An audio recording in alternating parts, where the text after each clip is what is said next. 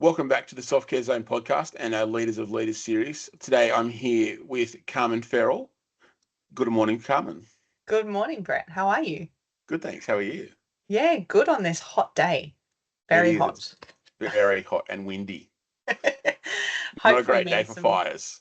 No, not at all. Especially after Central Coast fires the other weekend. Bit of a wake up call, I think. Yeah. But the joys of summer in Australia. There's a fire somewhere, isn't there? Absolutely. And the beach close by too, which is great. Yes, especially the Central Coast. Central Coast beaches are nice. They're very lovely. So, Carmen, what is your background and where have you come from? Yeah, my primary background is career-wise is as a speech pathologist. I started my career as a 14, nearly 15-year-old in pharmacy and did pharmacy assistanting for 6 years actually. One of the best jobs I had, small little community pharmacy, and it was just a great little team and loved supporting the community. And I think that's where my heart for everything else has kind of stemmed from. And completed my high school and then started speech pathology. Did a bit of support work while I was doing that as well, and then finished speech. And I've been out in the speech world and industry now for over 8 years, and dabbled a little bit in some admin heavy roles with executive assistanting and things like that as well. So kind of a wide range of things. Yeah. Yeah, cool.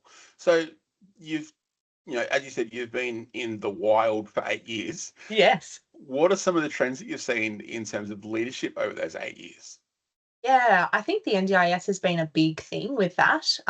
When I started my speech um, career, as in working as a speech pathologist, we were just phasing out of the old FAXIA and moving into the NDIS world. That was all very new. Um, and so seeing the changes in that over the last, I guess, 5 to 6 years in particular, and particularly now with where that stands currently, is a very interesting space to be in. And so I think as well, it's made me reflect on, I think, some of um, these bigger policies, such as the NDIS, really do shape the way that leadership and businesses grow and develop and emerge. And I think now, particularly as NDIS is a little bit more unstable, if I could say that, it's definitely seeing how leaderships are changing and business models are changing with the unknown of what's going to be, and how that shapes both small business and larger business as well. Yeah. Yeah. Yeah. And you're a business owner. Yes. You've got your own clinic. Yes. Where do you see that going with the new changes? Yeah, it's been an interesting space. Personally, and obviously as a business owner, your personal life really does impact your business life. Yep. Personally, it's been a big thing for me. My eldest is 4 years old now. I've just had another baby who's 9, nearly 10 months old. And so in amongst all this change with NDIS, I've had those personal changes to the way that I can structure my day and my hours and all of those things, and the headspace that I have available, I guess, to give to team and give to clients and give to, the support teams around those clients. And so for my business at the moment, currently, it was when my youngest was born, I was working right up until up until he was born. I'm ashamed to say, I thought that I was just mulling over a client's parents' email, and so I sent an email at 1 a.m. I think with a schedule send for Monday morning. And I didn't actually realize I was in pre-labor. So I was holding my son by the time that Monday morning email was sent, which was just such a wild journey. In just and a good self-reflective piece for me to realize that, oh, actually, even though I'd been putting things in place to slow down and stop and hand the ball over, I think when the rubber hits the road, it's hard to kind of action that and to step back. Yeah. And so at the moment, I am now just a single solo practitioner, I guess you could say. And I've released my there was another speech pathologist working for me, and I supported her to just she was already starting something of her own on the side, and so I just said, you can absolutely do this, these are the skills, and gave her a little bit. She already had a lot under her belt and a lot of support, and so she's now doing her own thing, which is amazing for her and great to see her growing in that. And then I had an allied health assistant who was doing my face-to-face clients while I was on mat leave. And so now he's headed off and he's doing his own thing as well. He was studying and doing a bunch of other stuff in the background. So it feels like it was the right time to kind of scale down. Yeah. And I think with all the changes, and then with, you know, personal life being such a big thing for me at the moment, it's it's been a good thing, but it's been a year, that's for sure. It It's been has. a lot. It's been a big year. Yeah, yeah. So with leadership, leadership can feel like this lonely place in that I'm the only one going through this. I'm I've got to shoulder all these responsibilities. Yeah. How then do you go and find other people or find a community where you can go, hang on, there's these other people around me that are going through this as well. Maybe we can help each other. We can collaborate. Yeah, yeah, absolutely. It's so important, isn't it? Like, there's so much nuance and so much legislation and everything around, you know, business and running a business, and, you know, making sure that you're doing everything by the books for the tax office and the government, and, you know, your clients and the people that you want to serve in the first place. Definitely creating that support network around you is crucial. Thankfully, I have a really fabulous friend from uni, actually, who also created her own business. She seems to be almost a couple months ahead of me in that she built her business up, and then and then, you know, a couple months later I was building my business up, and then she scaled right back down, just back to herself, and then a couple months later I wasn't following her, I promise, but it was interesting, I guess, and also helpful. I mean, she was probably the forerunner in that sense, but it was helpful for me having somebody that had done that, to kind of go, okay, business, I think one of the big things for me, and realizing through, you know, my friendship with her and our conversations that we do regularly, is just realizing that business is actually and should be quite a fluid thing, I think. Particularly when, you know, it's about you and your life and what your passion and your heart is. Um, I look at that, and my passions now are way different to what they were, you know, 5 years ago before I had kids, or, Yeah. you know, there's those things. And I think I went into business with the mindset that I would create this thing and it would be what it is and it would stay there and it would be rock solid. And it is, the foundations are still there. But I think you have to be fluid in the things that I'm not going to say don't really matter, but the things that, you know, have a little bit more give and take. Yeah. Because yeah, it is a process. So I was grateful with that friendship, and that's a personal one that I've had. And then I think there are great resources and great communities out there as well. As a speech pathologist, I'm on a couple of speech pathology pages, and in amongst kind of broader conversations across the industry there, which is helpful as well. You know, hey, I've got this problem or this concern, or this is a really great thing that's happened. How's everybody else doing? Like, they're great sounding boards to have. And another great resource that I had was Service New South Wales actually have a business program, which I found by default. I don't know how I came across it, but I was able to connect in with a business mentor that sat entirely outside of my world, in terms of like the NDIS stuff and all of that, Yeah. and just purely looked at my business and helped me with my business in different things. And that was so helpful. And that was a free resource that I could access and yet have that one-on-one connection and that support there as well, which was great. Really, really helpful. Yeah. Yeah. So sometimes, a leader can feel like you've got to hold it all together and it's got to be perfect. Mm. But then you also go, hang on, did I make the right decision there? Was this the right decision? So how do you balance that of going, this is the right decision versus this is the right decision for me? It's a really, really good question. It's so hard sometimes to distinguish between those two. At least for me, it is. Yep. And I think particularly when you're in the muck of business, like you're in and you're inundated with the, with the accounts and with the marketing and with the building systems and the serving clients and supporting families and doing all the, I guess, the system end on that side as well. Like it can be really muddy and really hard to separate. And so then I think those questions become even more important to reflect on because you you need to distinguish what's right for you at the end of the day as the business owner, the leader, versus what's right for the business. And sometimes those two get really murky. And Yeah. that's definitely been my experience over the last, let's say, 6 months, is trying to decouple the business versus the personal. Um, and it's still a journey that I'm on for sure. And I think I will be for a little while. But I think that's what this kind of pair back for me right now really is. It's that I need to get more in tune with that. And I think a big thing for me in that is finding the time and the space. And it's really hard as a mum and a wife and a friend and a daughter and all of those things, to And you're find that throwing a time. baby as well. That's right. That's right. Yeah, exactly.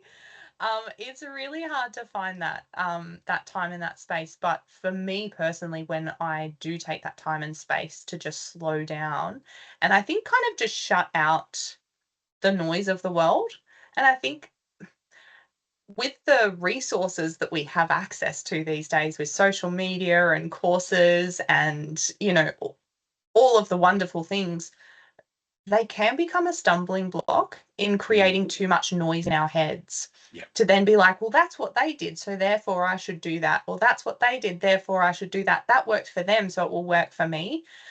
But unless it's aligned with who you are, your vision, your path, and what's right for you in this season, it's just going to be more work that Mm. doesn't go anywhere. And that's been a wake up call for me as well. Yeah. Yeah. Yeah. I was Mm. listening to an audio book yesterday. It was The Psychology of Money and talking about investing and how, not everyone invests in the same way because they're all in a Mm. different season. They're all in a different path. They've all got a different Yeah. end goal. Yeah. It's kind of the same thing with business in that we've all got to find out where we're at and what we want to achieve Yeah. to then work out how we build and how we get there. 100%. Absolutely. And I think that's the beauty of individuals, isn't it? And when we're looking at clients and we're looking at, you know, supporting from a strengths-based perspective, I think it's very easy for me anyway to support others in a strengths-based way. So they're your strengths. Great. Let's build on those and let's use them to support. It's very hard for me to flip the table and go, let's do that for myself. What are my Yeah. strengths? Where am I going? What are those goals? It's very easy to forget or to not be in tune with, I guess. Yeah. Yeah. It's like that holding a mirror to yourself for anything, whether that's your strengths, whether that's, some areas that you want to improve on. Yeah. Looking in that mirror can be quite confronting. Yes. So then it's easy just to go, you know what, I'm not going to do that. But Yeah. when you do that, that's when you go, that's what I need to work on. Absolutely. Absolutely. Yeah. So, and it's probably a little bit different because you're a small business compared to a larger business. But with a Mm. small business, have you found that there are people either within your organization or outside where you can go, I've got this idea. Is Mm. this, where can you go to for that? Um,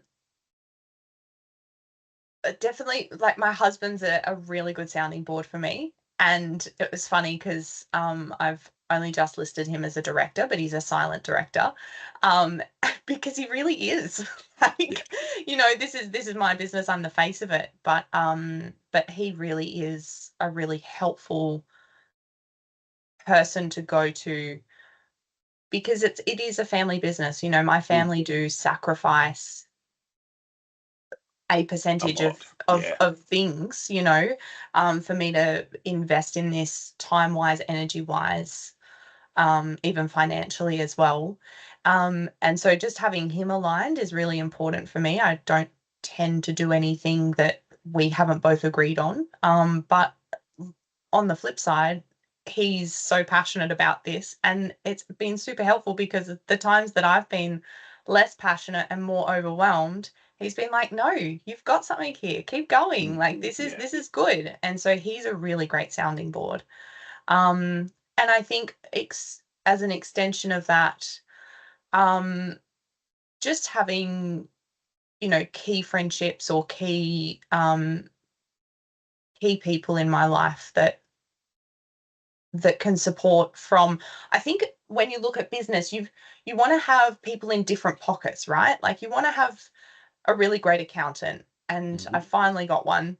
And they're just a really great sounding board for all things accountancy and tax and those kinds of things that make sure that bit's sorted. I don't have to stress about that anymore. That's a big positive.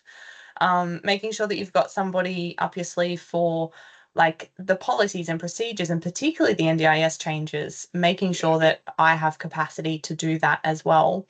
And so I do have a lot of speechy business owners that I've got my friend that I spoke about before. I've got another one who's even more local, and ironically, her eldest son's the same age as mine, so we catch up for play dates. But more often than not, even though we are great friends, we just end up talking about business, and that's a really helpful thing to know that you're not alone. Yeah. Play Yeah, dates that are a tax write-off, always that's beneficial. exactly right. Free coffee? No, not at all. It's paid coffee because I think what those opportunities give you. And it's great that I can take my kids along and we can have those conversations, because otherwise we probably wouldn't have time for that. Yeah. But the value that comes out of that, I think for both of us, is super helpful. And she's got a bigger business. But yeah, so really good to have Yeah. lots of pockets. And Yeah. the good thing too, if you're taking your kids to a play date, but then you're also talking about business on the side, Yeah. you're also showing the kids what you're doing, why you're doing what you're doing, Yeah. and that instead of going, "Oh, mummy's at work," Yeah. but this is what mum does while she's at work. Like that's Yes. like we're teaching our kids from that young age that this is what a job is. Yeah, absolutely. And I think that's so important, isn't it? We can often want to or need to separate the two. And I Yeah. think there's a definite blessing in being able, as hard as small business is, and running a business from home and seeing clients outside of home is sometimes, to be able to say to my 4-year-old, I've got to do some work, but what Mm. work can you do while I am, Yeah. and setting him up for success, going, maybe you want to do some drawing, or maybe you want to build Mm. some Lego, or maybe you want to go outside and play with your trucks or something. And that time is a value add for him. I'm still available, but I'm here and I need to do some things. And there's lots of questions of why. I'm in the why age at the moment. Why this? Why that? What's happening here? And why why did that happen? Yeah. And that's great. But I think it's a good thing to be able to answer those questions, and it's another thing to be able to show them what it is as Yeah. well. Yeah. Yeah. I think if you're just verbally answering the questions, it's like he's then creating a picture in his mind of what that looks like. Where if you can Yes. show him, it's like concrete. Okay, Yes. this is why mummy goes to work. This is Yes. what she does. But then also you can build that conversation into I go to work so that we can do this. That's exactly right. And he loves experiences and loves going to places and loves food. Yeah. And so, to be able to say, well, I need to work so that we have money so that we can pay for a trip to the zoo or the nachos at Guzman y Gomez or whatever it is. Those are, I think as well, it's finding the currency, so to speak, of what what's going to help people understand. And so for him, talking about why I work through the ad of, well, then we can do experiences and we can get food. Well, that solidifies that and makes it a high ticket item, I guess. Yeah. Oh, cool. I really want mummy to work so that we can go to the zoo again. Yeah. Those things are really important. And it's not to say it's not easy. Some days, I am attached to a meeting, or I am attached to a session or a report or just a lot of admin. And so again, that's the sacrifice that the family makes, but you try and do it in a way that's helpful, and it's supporting them to understand what it's all about, Yeah. whilst you do your thing, really. Yeah, it's a really tricky balance. Yeah. And that's the part of the balance of being that family business, in that you're drawing him along, but and showing him, but it's also involving him in part of in that as well. Like, oh, you've got to do some work, but why don't you sit beside me and do some drawing, or play with Yes. your Lego, or being Yes. involved in that as well. Yes, absolutely. And let's be honest, as a speech pathologist's son, there are lots of perks. Lots of toys. Lots of toys, lots of toys. I'm sitting surrounded by toys right now. It's just, Yeah. and that's great. And so we can bring out some of those therapy toys, and they're like a special thing for him. So when let's go into mummy's office and let's find a toy that you want to play with, or a game you want to play with. Pop-up pirate, we don't have that as a family, but I've got it as a business. So those little things that create a little bit of intrigue and fun, and keep it a happy thing. It's good. Yeah. So that, but then also too, if you're bringing him involved, Yeah. how then do you separate that? Yeah, because you're working from home. Yeah. How do you separate work and family then? It's really hard. And I think when I have a lot of admin in my head, or a lot of things, I'll be honest, I actually juggle 3 jobs at the moment. Yeah. And so where there's not something specific to do in one, there almost always is in one, if not both of the others. And so it's this constant juggle of, I've ticked off one thing in that, I've got to go to this thing, I've got to go to that.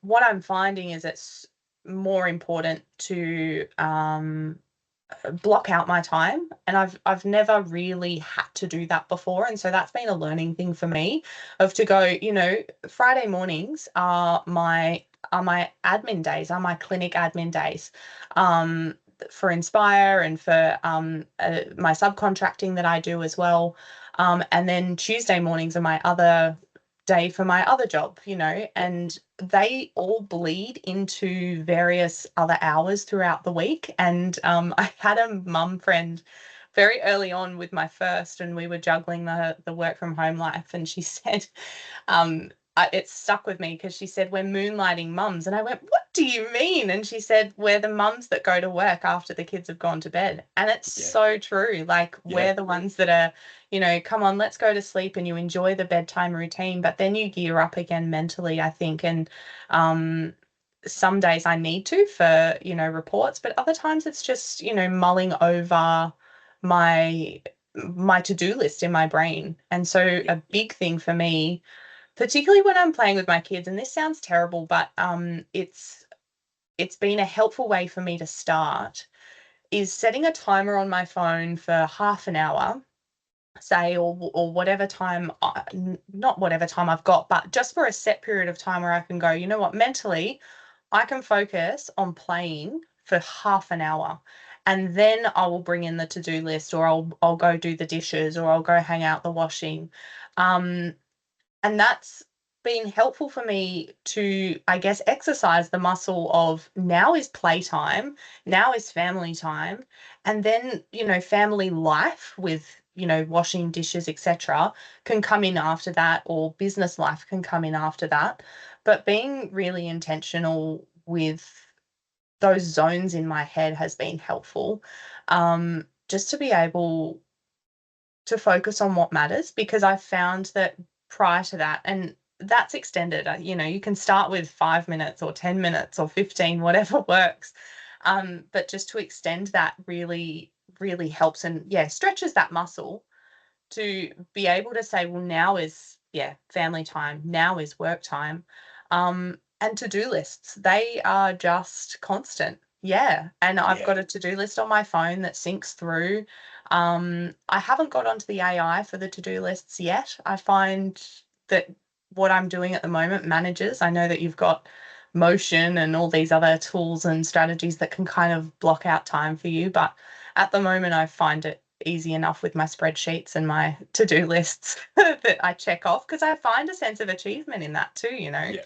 Yeah. Um, so yeah, a couple of different tools. Yeah. The Mm. good thing with a checklist, well, a to-do list, you can you start with your list, but then as the day progresses, I've done that, cross that off. It's like Yeah, a dopamine hit of yeah, it's like a reward, but it's not yeah, an instant reward. yeah, It's one that you've got to put that work in, and then you get the gratification from doing it. absolutely. And I think I've definitely found the need to have days that are no work days, Yeah. Sabbaths, if you will. A Thursday is generally a day that I try for that, because we have a couple of friends that we can catch up with and do play dates with, and that's kind of a midweek thing. Hmm. That helps midweek, and then the weekends I try at least one day of just family time and no work. And those those things there, you feel the tug, you feel the pull, but I think that's a healthy thing to feel, Yeah. because business isn't what lasts necessarily long term, right? It's the foundations that you create around it that do, and obviously your family are part of that. But yeah, for me, that's my priority right now. Um, and I guess with the business that I'm building as well, it's those those foundational elements, the values behind it, are the things that last. Yeah. Whether the business comes or goes, it's the people that I'm supporting that hopefully, get a flavor of what this is all about. Um, and those values of my business supporting them in their personal lives, that's what's going to last. They always Mm. say, what's the phrase? People don't remember you by what you do, but by how they felt when they were with you. Yeah. And that's just so powerful and so true, I think, of Yeah. how we go about our personal and our business lives. It's Yeah. that integrity and that partnership with people, really, isn't it? Yeah. And Mm. that partnership can also be with clients, with other business leaders, Yeah, with your family. yeah, If you're yeah, not putting in the effort with your family, then something's going to give, and it's you know potential fall apart of the family. And at that point, you're going, 100%. well, what's the point of the business? 100%. And that was so true for me this year. You know, my I told before, my pre-birth experience, and then post-birth, I'm holding my son the day he's born, and I'm on Slack to my team and I'm messaging them. I didn't tell them I had a baby yet because he was born at 38 weeks. My other son was born at like nearly 42 weeks, and I wasn't ready for him to come mentally. Like, it was a bit of a shock. It was like I expected that I had 2 weeks in the bag. I'd only just finished reports the day before. Like, Yep. I was starting to wind down, but I hadn't. And anyway, so consequently, I didn't stop. I struggled to stop. And then 10 days later, I was in hospital for 3 days. Mm. Um, and it was just a bit of a wake up call of, whoa, my body has just given birth to a baby. Mentally, I need to just be gentle so that my body can actually heal the way it's meant to. Yeah. Um, and that I can enjoy this. And it was a really good, yeah, a good wake up call for what actually matters. And right Mm. now, me and my family are what matters. The business is okay. The Yeah. people are okay. I Yeah. don't have to, to micromanage. And I don't think I was. It was just, I was trying to be busy because I didn't know how to slow down. I think you can easily get this momentum in business, can't you? There's always something to do, and it's really easy to get on that treadmill and really hard to slow down and stop. Yeah. Yeah. Yeah. Yeah. So you're saying before your second son was born a little bit early, Yeah. and you thought you had those 2 weeks up your sleeve. Yeah. How did that impact you? Because I know for Mm. for my wife, my youngest daughter was born at 32 weeks. Yeah. Wow. So we had that massive change of Wow. not having those extra 8 weeks to prepare. Yeah. It is a big thing, isn't it? Yeah. I think you set timelines in life, don't you? And particularly as you're in the lead up to birth and, you know, becoming a parent for the first or second or whatever time. Um, yeah, it did really throw me. Mm. Um, in a good way. I laugh and I knew at the time that my son came uh because he knew that if he didn't, I wouldn't slow down. Yeah. Because I think I'd gone into, so the Friday before I'd finished my reports, that was what, 24 hours before I went into labor. I'd finished reports then, and I had kind of the next 2 weeks to wind down, tidy things up. I really wanted to make a photo book, those kinds of like little nesting things. I'd done a lot of the other nesting things. Yep. You know, like the cot was made and the all of that was done. And I think with your second, you're a little bit more relaxed, aren't you? Like you've already got the stuff. You just have to get them out and wash the sheets again or wash the clothes again. And so I'd been doing little bits like that. But yeah, it's funny how your timelines are often thrown by the reality of life. Yeah. And you just realize that you kind of can't, you don't have control. I think especially from a business mindset, you feel like you can control things. You can control the cash flow. You can work more. You can bring on people. You can, you know, see more clients. You can do the marketing. Those are all very black and white things. And then life happens and just goes, yep, that's okay. I'm still here. You've got to roll with it. And it is a good reminder. It definitely did impact. And I think it's been a catalyst to where I'm at now Yeah. for all of the right reasons, for sure. Yeah. Yeah. Yeah. Yeah. So then, in those times when life throws a spanner in the works and you're not stable and everything's changing, Mm, how can you as a business owner then look after yourself and do that self-care work that needs to happen? yeah, so important, so important. And it's hard to figure out. Sometimes I think when you're in the thick of it, at least for me, it's been hard to figure out what that one thing is to go to, or the one person to go to, or whatever that might be, because it can be so muddled and so chaotic in your brain. Um, for me, a big thing has just been slowing down. Yeah. We mentioned at the beginning the beauty of the beaches here, Yeah. and I would do that religiously every week with my firstborn. I would, and he was an October baby, so that was great because the weather wasn't so hot then. I could walk down to the beach. It's about a half an hour walk at a stroll. So it is a commitment, but I could do that and I could just sit at the beach. He would generally have a nap while I was there. It was so relaxing. And that's been a habit I've been struggling to get back into, but also my firstborn's a February baby, so then it got cold and now it's really hot again. I don't know Mm. what it is right now, 31 or something. So it's been tricky, but little things like that for me, slowing down, but not just slowing down and sitting down and having a coffee because you never get to the end of the coffee before it's cold as a parent anyway. Actually going out and and doing something to slow down. And so now a lot of that looks like a drive for me, and we've got some beautiful lookouts here. I Yeah. find that just being immersed in nature is so important for myself, whether that's walking or I don't know. We love camping as a family. We haven't been camping all year for obvious reasons. We've got a newborn, but we're going camping after Christmas, and I'm just so excited for that slow down time. Yeah, because you just need it. You just Mm. need to find that one thing. And that to me has been, I guess, the space that I needed mentally to just Yeah.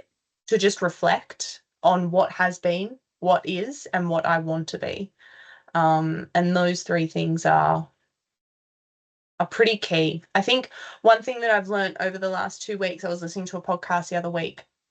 I've been really good all the time at making goals. I want to get to this, I want to do that, I want to do the next thing. But the podcast said you need to evaluate where you've been and where you are. You have to go to the data. You have to go to the black and white or ask the questions of yourself. And that's the piece that's been missing for me. And that's just so key. I think it's great to with anything in life, you know, like I'm a speech pathologist now, but before that I was a pharmacy assistant and it was my it was my favorite job. It was a great way to start my working career. And so what about that did I love and why did I love it? And I think it was the community and the problem solving and the medical and all the things that are still a part of my life as a speechy and also as a business owner now. It's yeah, it's a good thing to reflect. Yeah. Yeah. Yeah. So you're talking about how you're trying to find ways to bring in camping and do all these bigger things. Mm. Do you find that it's easier to do the micro self-cares rather than the big chunks? Yeah, I am really bad at putting myself last. Yeah, I That's the industry, though. it is. It Yeah. really is the industry. It really is. And I think what I'm slowly learning is that in order to be my best and to actually support my best, I do need to support myself, Mm. which sounds so obvious, but it's so hard to learn. And so the things like the camping and the things like those big ticket items often will get to, 2 weeks out. We did have another camping trip booked in this year and we got to 2 weeks out and, the money wasn't right or the time wasn't right or we were just a bit tired and we went, oh, let's just stay home, we won't go. But then what happens when you stay home? You do the 50 jobs that are required at home and you don't get that break. Yep. And so the micro things, yeah, I also struggle with those, but I'm learning that micro can even be just enjoying and being mindful of my cup of coffee. Mm. Like trying to get to it while it's hot on the days that I make a hot one. Or even just, and I think that's the beauty of having kids. The constant interruption is really exhausting sometimes, right? But Yeah. sometimes it's a really good practice of that mindfulness of this really matters. This morning, I'm putting washing away, and my son's downstairs and he's playing with his Hot Wheels cars that he got on a track for his birthday and he's playing with them and he goes, Mummy, you've got to come down and see this. And I went, what have you done, baby? And he's saying, I've done this, but you have to come down. I said, okay, let me just put the washing away.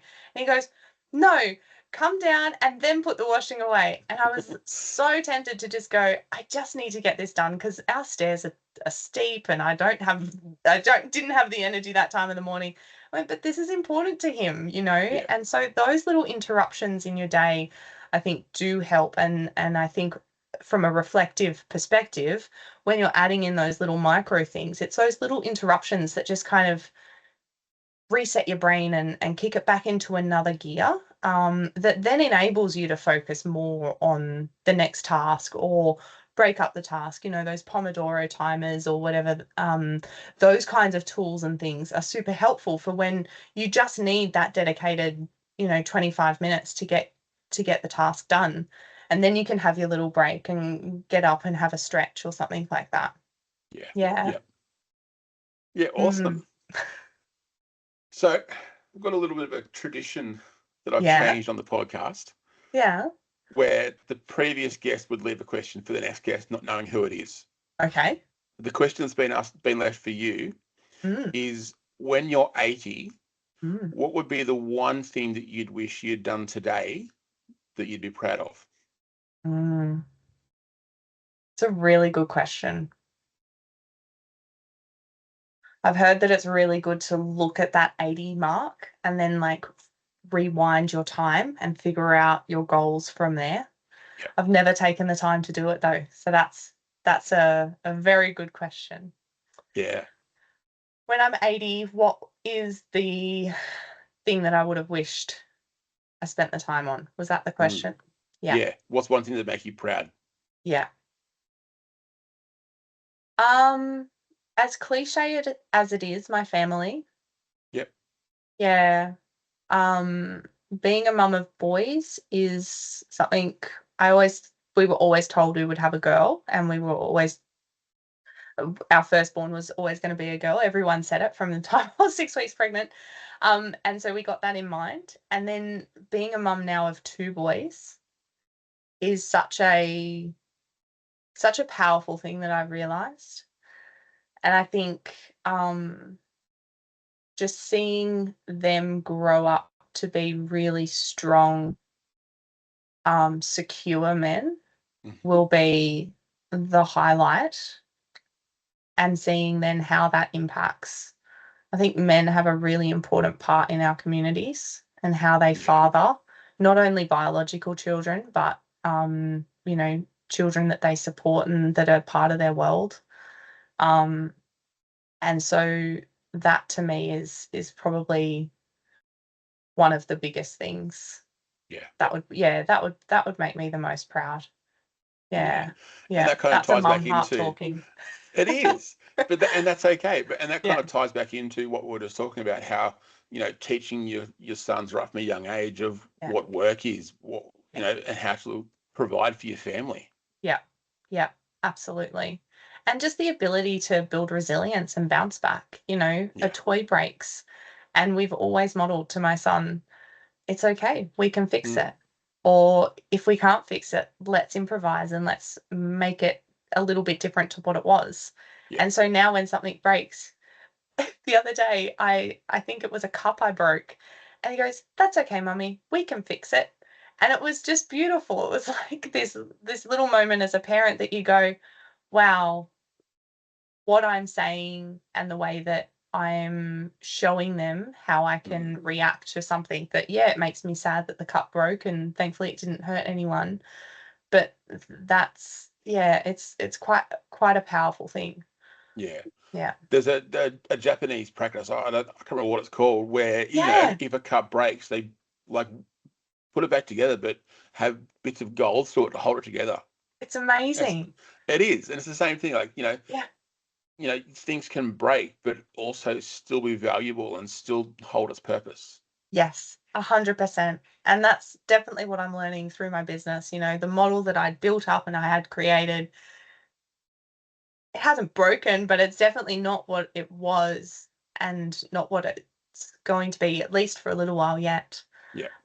But what it is now is still beautiful. And where it's serving me and my family better is the most beautiful thing. Yeah. Yeah. Yeah. Mm. Awesome.